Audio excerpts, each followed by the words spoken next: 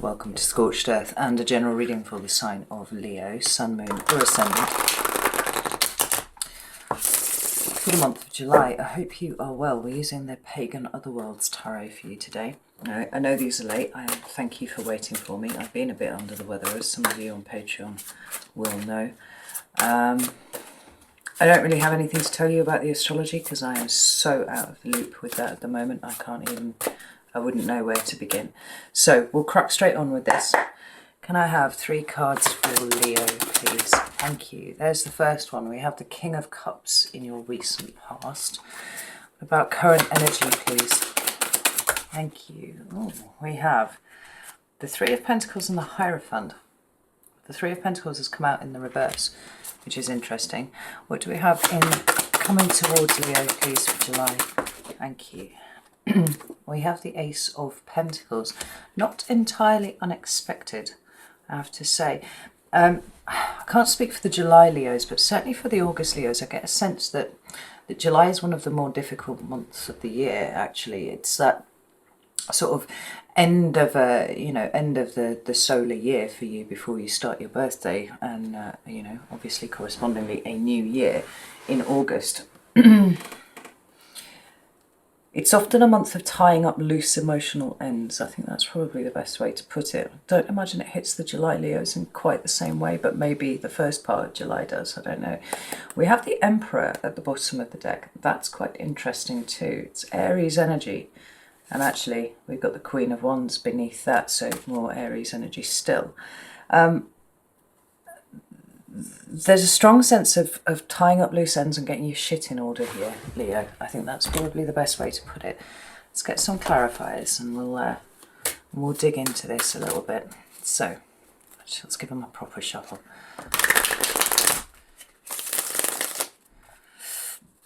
So, tell me about the King of Cups, please. Whoa, thank you.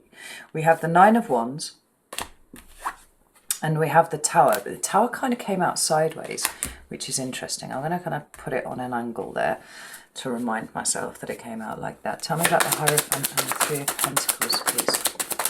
Thank you. We've got the 4 of Cups.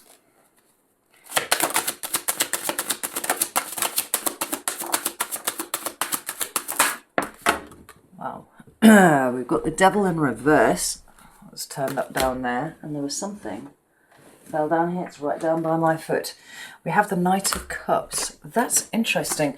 Definitely giving more weight to this sense of some emotional clarifying going on right now. Tell me about the Ace of Pentacles, please. Thank you. We have the Queen of Cups and we have the 9 of Cups showing up for you here.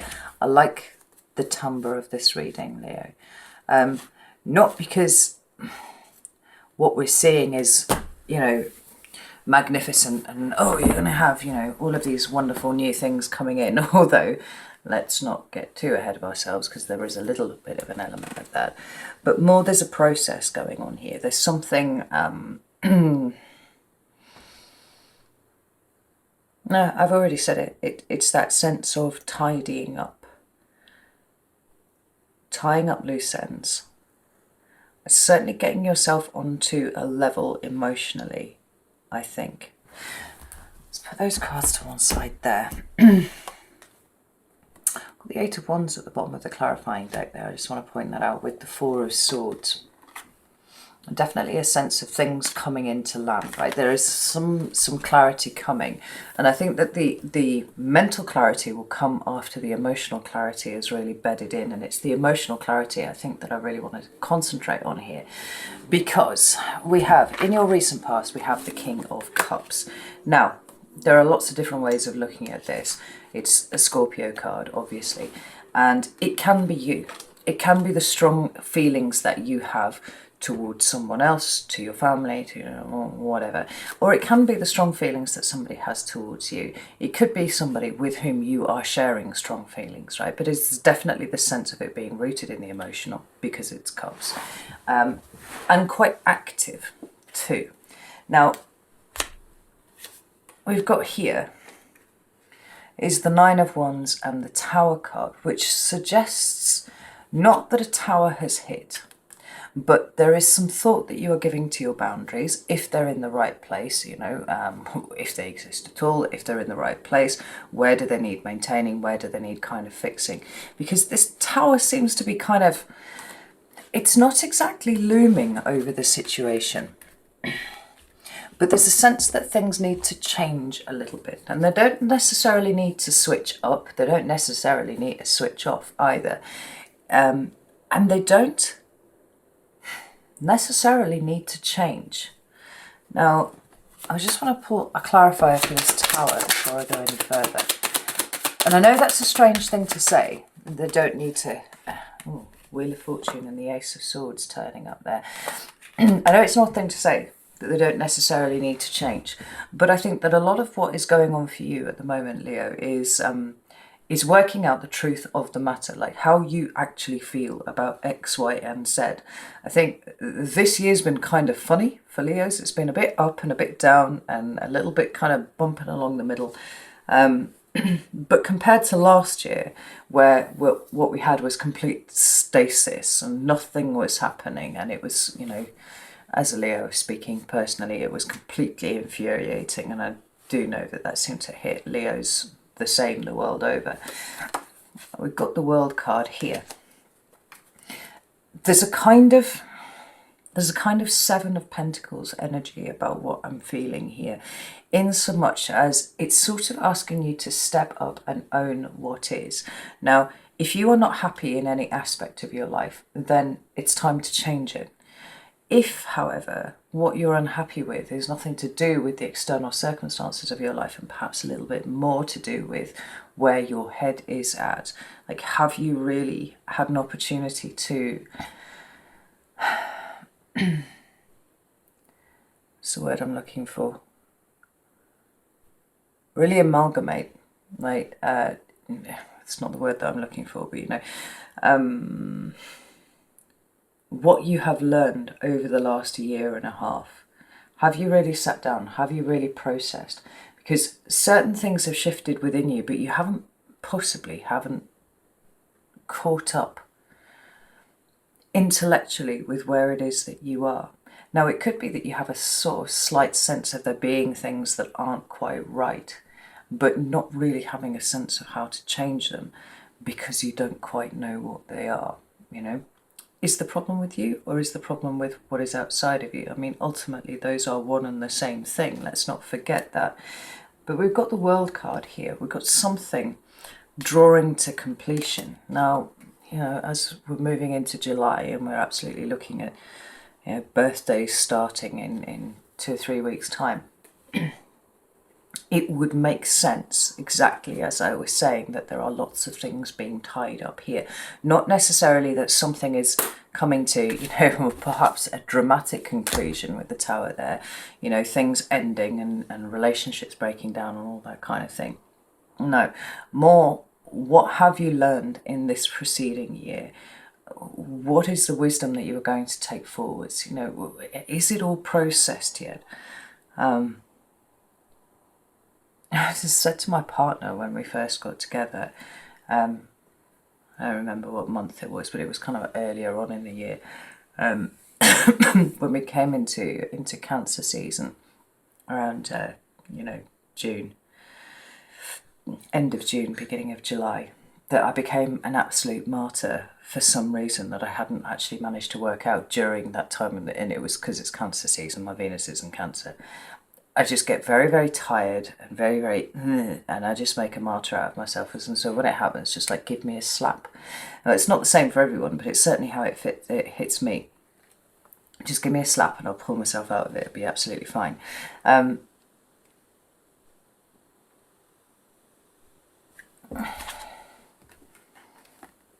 think for a lot of us, we've kind of limped to the end of this solar year,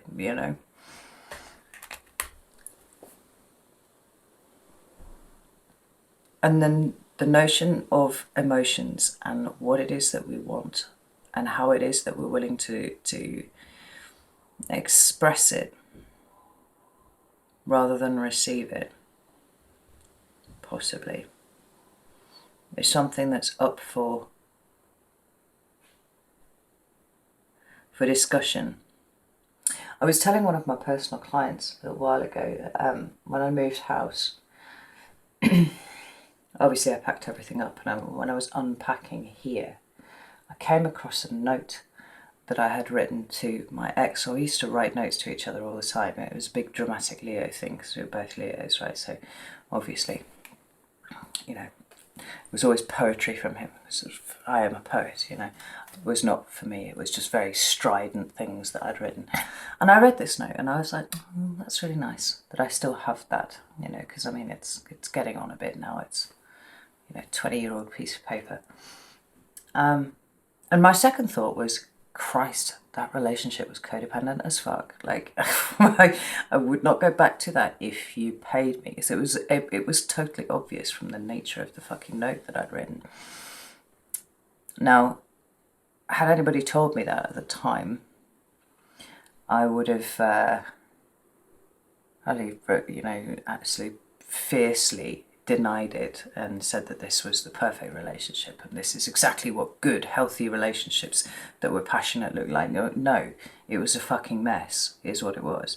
Now, I mention this because we all grow, we all change, and we evolve, and no more so than through relationships. So if you've been listening to this and you're going, well, I'm not even in a relationship, so I don't know what this is about. It doesn't necessarily have to be a significant relationship. It doesn't have to be your boyfriend or your girlfriend or your spouse. It can be just the way that relationships are showing up for you, full stop. You know, what's the relationship with your friends like? What's the relationship with, you know, your other family members like? It's not about the proximity of the relationship. It's about the way that you are now choosing to show up. So the relationship that you might be in now, be it with a spouse or a boyfriend or a girlfriend or a friend or a slightly more removed friend or that chap that you see every morning in the shop, you know, and say hello to, and he's serving you, getting you, I don't know, your lunch or something. How do these relationships affect you? Do they affect you? Do you even notice if they affect you or not? There's some pondering to be done this month. Not necessarily in a navel-gazing kind of way, but just bringing awareness to the way that you are showing up in the relationships. Any relationship.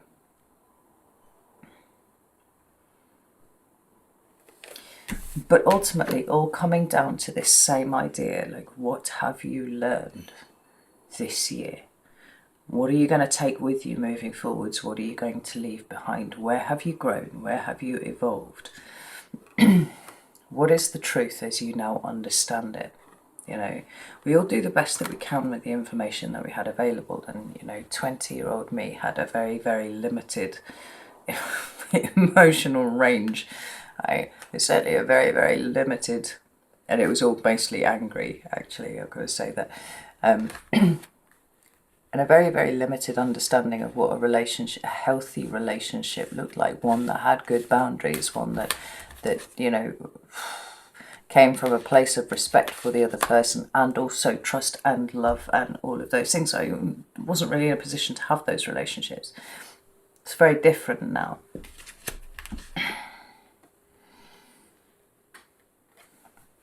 Very, very different.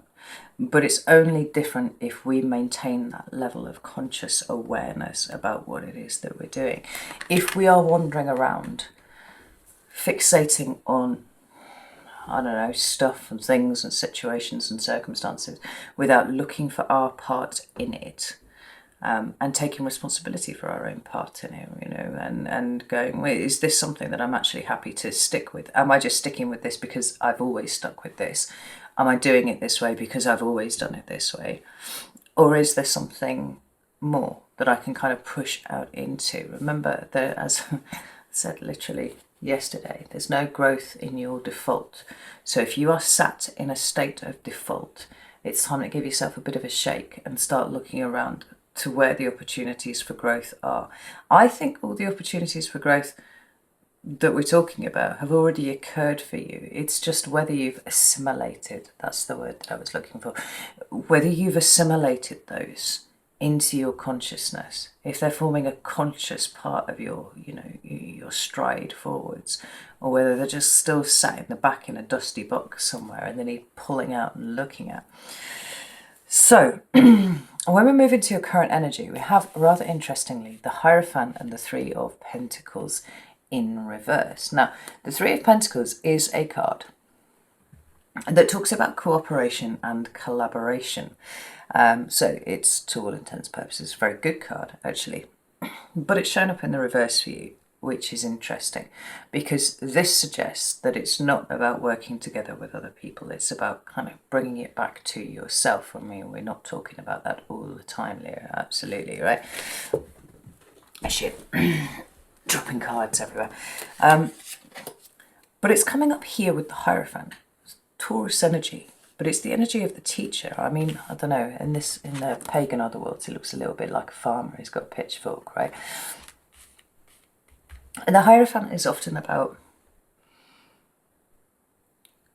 institutions. It's about establishments, right? It's about hierarchical positioning in things, right? And that's quite interesting. We'll come back to that. We can see the Hierophant talking about, obviously, religious institutions and religion. It's sometimes called the Pope card, sometimes called the Acolyte card, right? Because what we've got is somebody at the top who knows all of the things, who is disseminating it to the Acolytes, right? To those who have proven themselves to be worthy, they can come and learn from the Hierophant. And then presumably there are people below them to whom they can also, pass that information on. But we can also see it more archetypally speaking of less obvious social structures, or less obvious structures. So things like schools and universities and even sports clubs and stuff like that. You've got a person at the top and you've got the acolytes at the bottom. It can also talk about marriage. It can talk about the institution of marriage, and conversely, the breaking down of marriage. But what we've got here is a very nuanced situation. It's kind of not nuanced. It's kind of obvious and it's very straightforward. But I wonder if you've really noticed it. I think that you make a very diligent student, Leo. But I think that sometimes the issue for you is that you're thinking about other people too much at the time. This Hierophant is speaking to your position as your own personal teacher, right? Yes, we need the relationships to bounce off. We need those opportunities for growth that are delivered through other people. But ultimately, it is for us to draw the wisdom out of that. We're not all blessed enough to have a mentor who can kind of follow us around and put up a little placard saying, here's an opportunity for growth. You can see this now, like, look for all the details here, take on ownership, take responsibility. It would be wonderful if we could have someone to signpost those things for us, but we don't. We are our own teacher. And sometimes, because you think about everybody other than yourself, Leo, right? The collective is deeply, deeply important to Leos. Often you're only looking at the way that it affects other people. Sometimes you probably find it really, really easy to see the lessons that other people are learning rather than the ones that are being delivered to you. Because I'm trying to think of a way of putting this that doesn't make it sound harsh, because it isn't a harsh thing. But in some ways, you worry about other people so that you don't have to worry about yourself. And this links back in here to this nine of wands here, this boundaries card, right? Because I think a lot of Leos don't really know what a healthy relationship looks like. I know what I thought a healthy relationship was 20 years ago, and now it makes me feel a little bit ill to even think about being in that kind of relationship now. I just absolutely couldn't do it, right? And again, we're not just talking about your significant, primary romantic partners, right? We're talking about all relationships. It's like there's a certain role that you play, Leo. And it'll be different for each one of the relationships and interactions that we're talking about. But ultimately, it always comes down to the fact that you're thinking about other people rather than yourself, And what I'm trying to get at is that what you're experiencing at the moment is this sense of needing to be your own teacher, not looking to other people for guidance, which I don't think that you're doing anyway, but not necessarily needing to be the person dispensing the guidance to others. It's like, what are you teaching yourself? And how can you deepen that? How can you commit to that a little bit deeper than you have been doing? All right, there's talk here of an improved relationship, not only with yourself, but other people. We've got this Four of Cups. We've got the Devil in reverse, and we've got the Knight of Cups here. And this Devil in reverse feels like a clarifying energy for what's going on here. Like the Four of Cups is... It can sometimes be a card of solitude and isolation, but I actually see it as that feeling of being rejected, or sometimes conversely rejecting other people without even realising that we're doing it necessarily. It's kind of a malaise. It's an emotional malaise that comes about here. And sometimes it can be a lack of gratitude or things like that. And it's like, it feels to me like it is your uncomfortable feelings that have kind of been coming to the surface. And ordinarily, the response that we would have would be to push those down. Just go, oh, well, I can't do anything about it. Yeah. Except that this is not the lesson that you've been learning over the last year. The lesson that you've been learning is that there's always a way out. It's just that sometimes you have to change your entire fucking mindset to be able to see it. And that's what I'm seeing here. It's an entire mindset shift. We're going from this sense of struggle and strife and having to do everything on your own, and maybe it's feeling a little bit rejected by the way that somebody's behaved about something, or they should have thought about this, they should have known, and then you're being, oh well, I'll just get over it because that's what I do, that kind of energy there. Am I just overreacting about this? Am I being too sensitive? And then probably deciding that yes you are, and all that sort of stuff, right? Wow. With this, that sort of energy belongs to these two cards together, like this. But what we've got here is the Devil showing up in reverse, which is a refusing to be afraid anymore. It's a refusal to feel trapped. It is a reclamation of your own sovereignty. Now, I did a video last year for Leo, I'm sure it was for Leo, called, The Shadow is a Slippery Fish. And it was exactly that, because often the things that we are scared of, the things that we do truly fear, the things that absolutely exist within our shadow, we expect them to come up so that we can face them head on. And actually the reality of the situation is that they tend to come at you sideways. They kind of crab up, and let's not forget we're in Cancer season, right? So things are kind of scuttling up sideways. And the realization of that, I think, is something that can allow you to pull right back from a situation and have a look and make sure that you're not thinking about things in very, very narrow channels, right? That the devil is not causing everything to be kind of filtered through this here that says it's a binary situation. Either you've been a shit or you haven't, or you've been oversensitive or you're not, or you are right and somebody else is wrong. Because actually the truth of the matter usually lies somewhere in between. It's very rarely a black and white situation. The mindset shift is coming because there's an appreciation of the nuance, there's an appreciation of the grey area. And I think that the way that you've matured and the way that you've grown, Leo, now, you're refusing to get trapped, get sucked into the idea that there is a binary for every situation that you're in. Because there isn't. You know, there's a whole heap of grey area in the middle of everything, and there's a whole heap of growth that is available to you in that grey area if you show up in the right way. And I do feel like you are starting to show up in the right way here, because what we've got is the Knight of Cups coming out here on the end. Going, okay, I started off with 4 cups and I felt pretty shit about those, and then I realised that actually my view was being kind of trammelled down into this thing.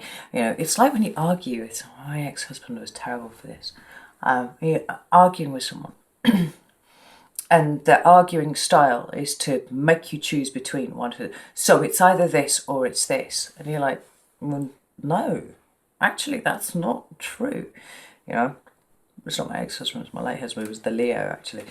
Now I remember. It's a form of arguing. It's very, very successful because it makes you pick something. And I discovered that what I needed to do was reject the premise of what I had been presented with, because it wasn't that. It was actually something else, right? That being able to pull back on the perspective is what we're talking about. This is what's going on here. And like I said, it's a clarifying energy, because those are the 3 cups which are on that card. Much like the 3 of Pentacles in some ways, actually, are excess. They're not really needed. Not at this point, not on this particular bit of the journey that you're on, because it's about you. It's about the way that you choose to show up. It's about the way that you choose to respond. It's about the way that you choose to interpret what has gone on here, there, and everywhere. It's about whether you choose to be sensitive to something, or whether, you know, whether you can manage to be objective enough to be able to work out what it is that you are responding to, rather than what your brain is telling you that you're responding to, you know? It's sort of about other people, but it's sort of not. That's the point of it here. And when you can put down those other 3 cups, which are other people, and bring it back to yourself, the clarity, the emotional clarity that I was talking about is coming here. And there are lots of ways that we could see this kind of cascading off, and we might get into that in the Vimeo, right? If it is to do with a significant other, then it could be about the nature of love as you understand it. I mean, do you express it properly? What do you expect of other people? What is their love language? You know, what is your love language? Are those things compatible? I mean, are you compatible in any way other than on paper? You know, because sometimes the nuance of the situation is actually you're not that compatible.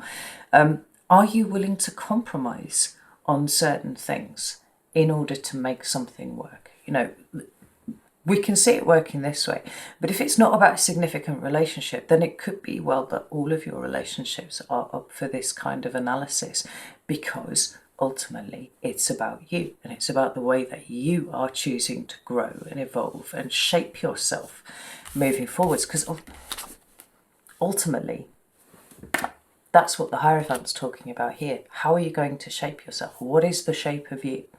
Now, with all of the things that you've experienced, all of the wisdom that you've now got inside of you, you know, are you tapping into it in the best way that you possibly can? Or, like I said, is there still stuff sitting in a dusty box in the back of your head that you haven't really pulled out and examined? Because it looks like this month is the month to do it for you. Well, the beginning of this month, because towards middle to end, I'm going to punt with middle to end. What we've got is the Ace of Pentacles. Now, I like this very much, you know, not least because it often augurs a new start of something in some direction. You know, the aces are given to be so powerful that there's a stream of received wisdom that says that you need to exalt the aces, which is put them at the top of the reading. And everything that you look at needs to be you know, interpreted in light of the power of that ace, because it's pure potential. It's incredible power. Look, I'm not one of those readers. I prefer to leave them in the reading, actually. So it can sometimes talk about a new house, new home, a new job, some way of kind of improving your material circumstances in way, right? Promotion, raise, something like that. All very welcome stuff. But I see the pentacles as energetic currency, right? So then anything that you have to invest becomes a pentacle, whether it's your time or your care or your effort or your money or your love or whatever it is, that then is a pentacle. And for me, the Ace of Pentacles is about picking up all of the resources that you have at your disposal, any of those things that you are capable of investing, and directing them, right? Focusing them in on one spot. whether it is that you manifest opportunities for yourself, or whether you just notice them, where attention goes, energy flows. It doesn't actually really matter which one of those it is. The point is that there's a focal point. There's somewhere where you can look now. And there are opportunities there for you to exploit in the nicest possible way, not in the pejorative way, right? It's clarified by the Queen of Cups and the Nine of Cups. And I think that this is beautiful given everything that we have spoken about so far, because there's a huge emotional undercurrent in what you have been experiencing recently. You might not have even had, to be honest, really thought about it in the way that I've been speaking about it now, because it is nuanced and because it does sit in the grey area, and because sometimes you think too much about other people, and then you've got situations where you've got distracting relationships. Oh, I need to worry about this, I need to do this, oh, I'm not sure about how this person's reacted. All of these things are distractions, and they are taking you away, taking your attention away from the essential fact, which is, are you happy? Are you comfortable with this? Are you willing to compromise? Or do you need to go and do something else? We've got the Ten of Cups at the bottom of the deck here. And it's followed by this Eight of Swords here. It's like, where has your thinking become restricted? Where are you thinking about everybody else instead of yourself? Because this is how you've been hamstringing yourself. Now remember that there's this huge emotional undercurrent in this reading here. You've been distracting yourself, possibly forever, by thinking about everybody else. And it's this slippery fish of avoiding the difficult questions, avoiding the difficult task of taking ownership over actually wanting something or not wanting something. Right? Often we find it much easier to write a list of the things that we don't want than the things that we do. Because as soon as you start getting into the things that you do want, suddenly there's like this switch of threat. Not having the thing is not as bad as having the thing, and then for some reason it just sort of not working out and it all ending and being awful. Right? Suddenly that becomes a more threatening thing, so we don't think about that anymore, and we just do this over here. It brings in aspects of, do you even deserve the thing that it is that you want? Do you think you're worthy of the thing? Well, of course you're worthy of it, but whether your subconscious thinks you are or not is a very different thing. And this is why I really, really like this Ace of Pentacles for you in July, because it's a focusing of the attention. In some ways it feels like a little bit of a do-over in light of what it is that you are working out about the last year, about the way that you're tying up the loose ends, because we've got the Queen of Cups and we've got the Nine of Cups, and both of these cards, if we ignore this cup that the Queen of Cups has got here, camera's going to pick it up terribly well. Look, is that not the most awful fucking cup you've seen in your life? It's got like crabby claws and stuff. I hate it. Can't quite understand why she's enamoured with it, but that's not really the point of the situation here, because queens are receptive. Water, which is what goes in the cups, which is actually, symbolic of emotions, is receptive. So what we've got here is receptivity squared. right? Receptivity times receptivity, a lot of receptivity. How are you receiving things? How do you want to receive things? Are you comfortable, Leo, in receiving things of an emotional nature? And then we have the Nine of Cups, which for me is a card of taking true responsibility for your emotional well-being. Right? Now, I'm not talking about harding things out because your nails and all that sort of stuff. Right? We know that that part of you belongs in the past. To be honest, what we're looking at is the grey space in between all the really obvious stuff, all the bit where you've had to be really, really strong and pick yourself up and, you know, walk away from relationships and all that sort of thing. We're looking at the stuff that you've been distracting yourself with for the longest time. That's what's going on here. And in the act of looking at what you have been distracting yourself from, what we do is improve our receptivity, right? Once we realize that it is not about everything outside of us, it is not about necessarily the specifics of the relationships that we are experiencing, but more how we are experiencing them. I feel like you've got a bit of a revelation coming, right? And it might not be sudden and shocking like the Tower, but it does feel like it's coming from you, Leo. It feels like it's very, very pure, and it's investing. You're about to invest in something in a different way to how you are used to investing in relationships. Remember, again, it isn't necessarily about the relationships that you're finding yourself in. It is the way that Leo is showing up in these, a way that feels comfortable for you. I mean, this is the wish card. What are your wishes? What do you wish to receive? And what are you doing to bring that about? Because if what you are wanting to receive is love, if what you're wanting to receive is a good, you know, solid, stable, reciprocal relationship where everybody is respected and everybody is cherished and all that kind of thing, like, are you doing that to yourself? Is that what you are bringing to the table?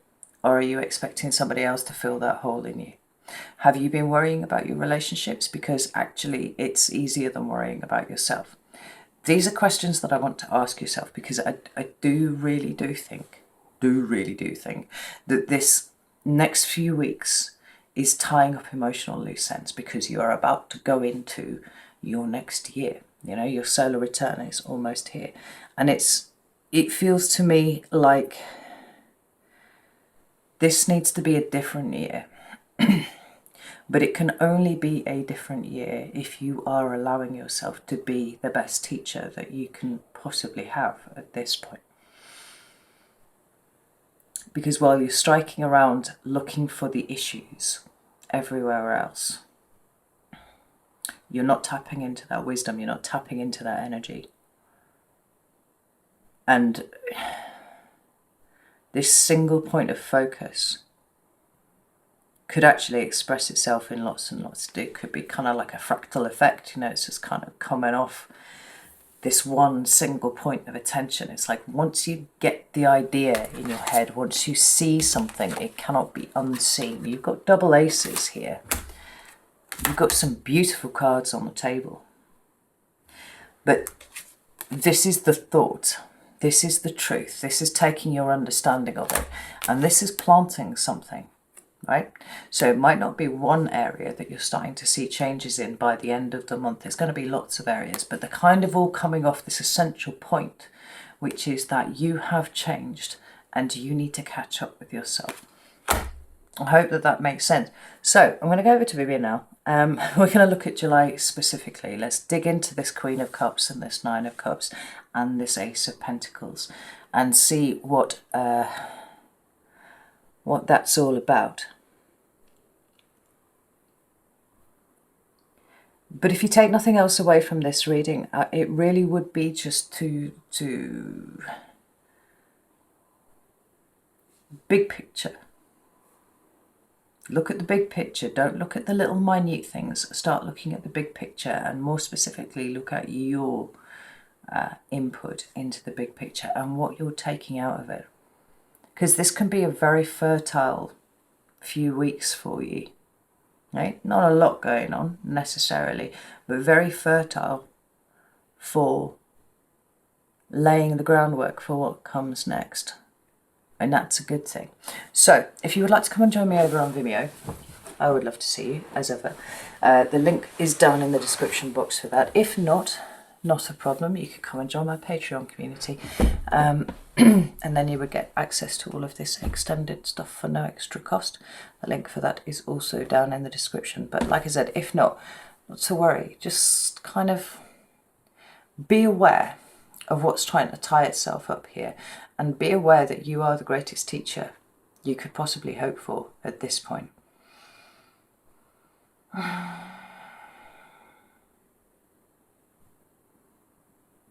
And where you go next does really entirely depend on you and what you take from this period.